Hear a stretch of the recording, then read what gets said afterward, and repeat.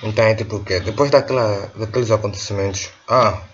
Olá, bem-vindo ao Infinity, que é praticamente os bastidores da minha vida, de todos os acontecimentos na minha vida e que tem o objetivo de te ajudar ou de mostrar uma vertente da minha vida para poder ajudar algumas pessoas que estão a passar pelas mesmas coisas, para poderem ter mais motivação para enfrentar todas as dificuldades que vierem a acontecer.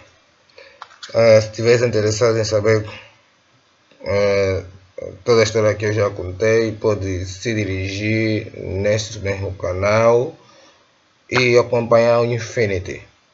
Bem, antigamente era os bastidores, agora já é Infinity. Tudo muito bem. Então, depois de toda aquela cena, nós precisamos a viver bem. Eu estava mais ou menos ok. E tenho que meter aqui entre parênteses, porque nessa época foi a época da Covid-19, em que a época que a bebê estava a sofrer com doença. Bom, essa época da Covid-19 foi dura. Você vai no hospital, tem sempre pânico. Uau! Tem sempre teoria da conspiração, porque não pode encher muito. Pode besteira. Mas voltando ao assunto, então eu já estava mais ou menos bom depois de tomar aquele comprimido, eu já estava a girar e voilà, voltei a ir na universidade e a tentar, fui lá para tentar, né? Primeiro fui lá bater prova e por acaso passei. Prova, a cadeira que eu estava lá a faltar e depois fui lá para ter aulas, mas como pá, o professor estava a pedir, alguns professores estavam a pedir uma quantia para mim fazer na prova do segundo semestre, porque eu já tinha perdido o primeiro, então os caras, pá, eu decidi não dar, decidi cancelar mesmo esse ano e voltar no próximo ano. Aguentar só mais até já o próximo ano, que estava a faltar os 6 meses que estava a faltar, e próximo ano ir novamente lá para voltar a fazer o segundo ano. Eu já me recuperado, bora. E também já reativei os projetos, liguei nos meus amigos também, mesmo da faculdade, que estavam comigo no projeto, que antigamente tinha um outro nome, acho que era Brand Flash, ou Flash, que atualmente já é a Hands Off. E pá, conversamos, tiramos ideias, meus amigos disseram que eu desapareci, coisas do tipo. Até alguns pensavam que eu já bati as botas. Viste isso? Eles nem se preocupavam em ligar e pensavam que eu já bati as botas. Então foi assim, eu voltei na ativa e estava sempre criando ideias. Até criei uma ideia bem louca para resolver esses problemas dos conflitos dos grupos, mas que futuramente decidi já mudar, né? Que é a ideia que me deu para criar uma empresa de segurança, um sistema de alerta. Só que agora decidi mudar. Estou vendo várias tecnologias bem interessantes que estão aparecendo na internet, tipo aquela dos robôs, que ele é muito fixe. Eu já tive uma ideia uma vez de criar uma startup de robótica, mas esses robôs que já estão ali a ser desenvolvidos são bem numa e eles vão se integrar muito bem nessa ideia que tive de segurança para as pessoas. Não sei se vai dar certo, né? Vamos ver se um dia eu atingir os meus objetivos e querer ir no segundo nível ou desejo realmente abrir essa empresa de segurança ou essa startup de segurança. Mas é ali, eu comecei novamente a ir atrás dos meus objetivos. Não parei. Depois de ficar bom, de passar por toda aquela situação, a única coisa que me veio na cabeça é ir atrás dos meus objetivos. E como sempre, encontrei duas pessoas. Encontrei uma pessoa que já estudou comigo no ensino primário e convidei também ela a fazer parte. Conheci uma nova pessoa, uma nova amiga, também convidei ela a fazer parte, mas infelizmente, devido a alguns constrangimentos, essas pessoas deram tanta volta que depois, quando eu tentei meter a acusação, eles, voilá, desapareceram. Ou melhor, davam dar voltas, uns porque não têm valores, outros porque não têm mais tempo, pá, coisas do tipo. Eles desistiram praticamente, desistiram do projeto para seguirem lá os seus caminhos. Então, mas eu continuei, mesmo passando por várias vergonhas. Até teve uma época que eu entrei no hipermercado Angomarte e, tipo, eu vi alguém a comprar 10 pães e eu só tinha, 10 pães. Eu só tinha dinheiro para comprar 5, 10 ou mais, era mesmo muitos pães.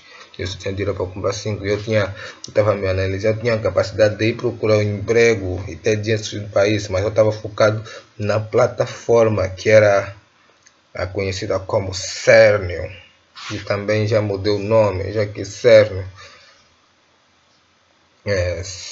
virou simplesmente a minha ideia interna, quer dizer, o meu propósito. Depois dali as coisas foram passando e veio um outro ano e eu decidi ir novamente na universidade. Conversei com meus colegas sobre as novas ideias, as visões que eu tive. Por exemplo, uma delas, você já acabei de citar, outra delas, eu ainda melhorei mais futuramente. Que eu decidi, então continuava a apostar em estudar programação. E ver que diferente daquela família, né, que eu estava a crescer, que pensava que um gajo estava a ler livros de demônio, que é por isso que gastava tanto tempo. Com a minha mãe já era diferente. A minha mãe até me incentivava, né, a estudar mais. Ela não entendia o que eu estou a fazer.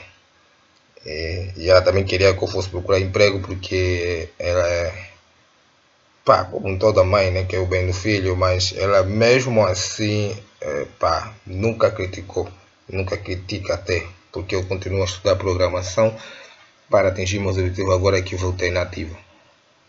Então eu fui na universidade, no segundo ano, já que essa cena da Covid já estava a baixar, fui novamente lá na universidade. E pelo meu azar, eles disseram que, brevemente, para entrar nas salas de aula, você tem que apanhar a pica da Covid. A primeira dose que eu apanhei não tive nenhum problema, eu estava-se bem.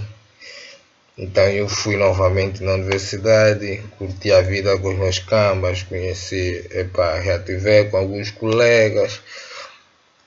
Estávamos ali. E quando eu fui novamente para a segunda dose, ali onde que o papá come tudo, porque aquilo ali tipo trouxe à tona toda a parte da minha doença que eu não tinha acabado de tratar. Quer dizer, todo aquele fenômeno, ainda veio mais o paludismo, o auxioro, o maculo, voltou, tudo voltou, tipo, como se combinasse, tudo voltou em grupo, burro. E eu estava ali sempre a ficar doente, ficar bom, ficar doente. Lá na universidade estava a vomitar, dor de cabeça que já não pude mais ir. Então, depois de todo aquele acontecimento, eu já não estava conseguindo mais sair muito na rua, porque era toda hora febre, febre, febre, febre, febre, febre, febre, febre. Toda era febre, comprimido, e a velha não tinha já o dinheiro. Então o outro ex-marido dela, ela voltou com outro ex-marido dela que estava nos dar apoio naquele momento. Sinceramente falando, nossa, ele é pessoa.